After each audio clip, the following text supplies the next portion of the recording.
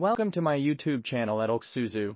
Watch the following clip carefully and you will definitely appreciate it, learn something from it and understand it. Once again I welcome you to my YouTube channel. Stay with me in the next few minutes, and you will definitely understand the quality of this clip and the interest it holds. In this clip I will talk, discuss, analyze and show you about the surprising secret history of one of Italy's favorite foods. Okay, let's beat it. But the sheer versatility of polenta has transformed it into a culinary star, with Italy's famed boiled cornmeal dish pairing nicely with an endless number of flavors. Toppings can include everything from venison, fish, rabbit, wild boar and braised veal to mushrooms, tomato sauce and melted cheese. It can also be used in desserts, including biscuits, pies and pancakes. Some even eat it with Nutella. And one can't forget the textures. It comes in many forms and can be chewy, gluey, crispy or extremely creamy. Polenta is eaten across Italy, but there are three main regions in the country's north where it's particularly popular: Veneto, Lombardy and Piedmont. This country has more of the world's 50 best restaurants than any other. Giovanna Gilli,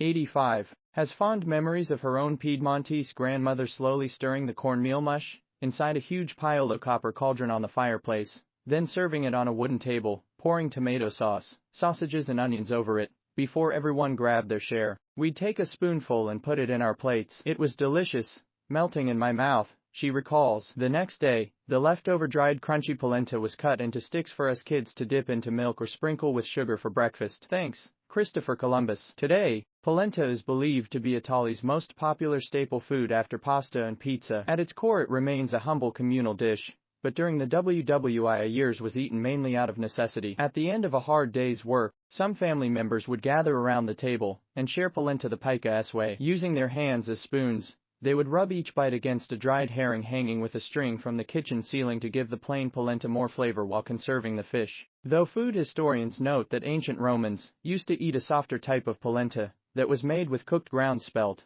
the version people know and love today has its roots across the Atlantic Ocean, in the Americas.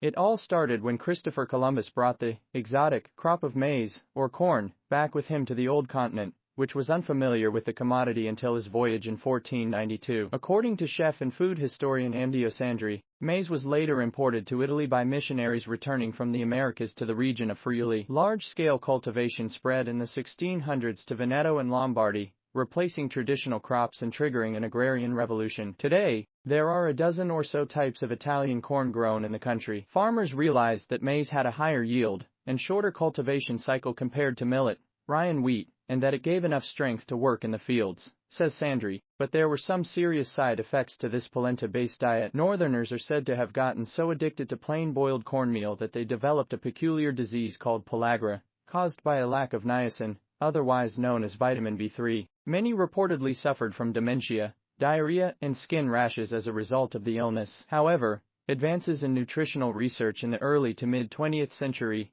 and more diversified diets changed all that, and, in the years to follow, Italians discovered the benefits of including polenta in a balanced meal. For one, it's gluten-free, making it an ideal side for those with celiac disease. Health experts say it's easily digestible and low in calories. It is extremely nutritive.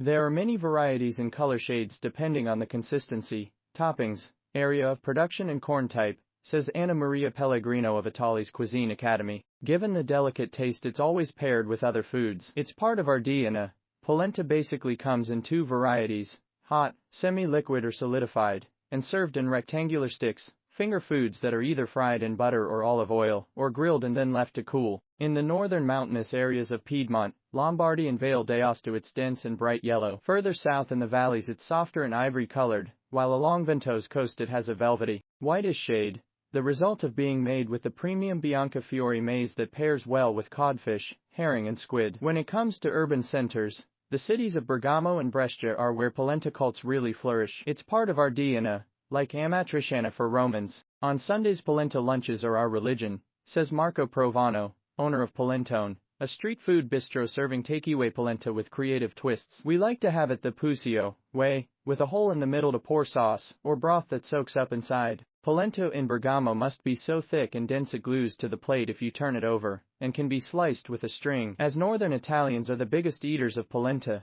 southerners jokingly call them polentoni, a slightly denigratory term, which has come to mean dense and sluggish, just like cornmeal mush. But Provano prides himself on being a Polentone. I named my eatery after it, he says. When I go to the ballot boxes to vote, I just scribble, Go Polenta, on the paper. Provano has even patented a so-called draft polenta machine that prepares it as fast as an espresso, and is made with a type of ancient maize flour that was ground in an old stone mill. Offering modern takes on the Italian classic, his restaurant's polenta bites are topped with yogurt, bacon, salad, sprinkled sugar and mozzarella cheese. Little birds, big controversy. In spite of its perceived plainness, polenta isn't immune to culinary controversies, at least where toppings are concerned. Among the favorite polenta pairings in northern Italy are ose, little birds, an obsession that has led to multiple court cases and attracted the ire of wildlife conservationists, including WWF Italy. In 1992, the European Union banned the hunting of protected bird species such as sparrows, blackcaps, starlings,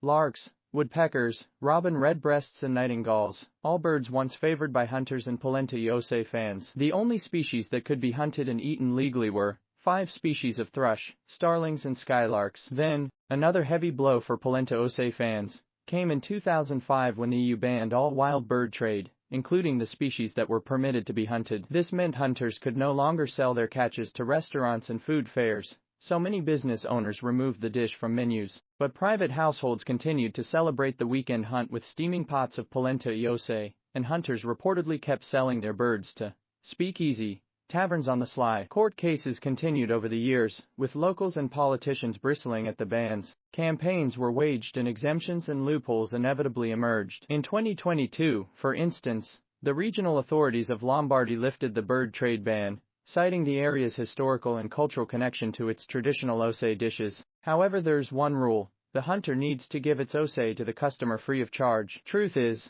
we've always eaten little birds, those that are legal, of course, says Piero Dominoni, owner of Mountain Hut Tavern Refugio Cespitosio in the village of Camerata Cornello, near Bergamo. It's part of our soul. We can't give up on that. The ban lift movement started right from our village. Protected birds remain off limits, but all other legal ose are fair game, including thrushes, blackbirds, fieldfars, snipes and pheasants, and aquatic birds. According to Sandri, proprietors in Italy's Veneto region aren't letting the trade restrictions stop them either. The region hasn't lifted the ban, but everyone here keeps buying and eating the legal ose, he says. Hunters just got smarter and say they're gifting their catch to restaurants.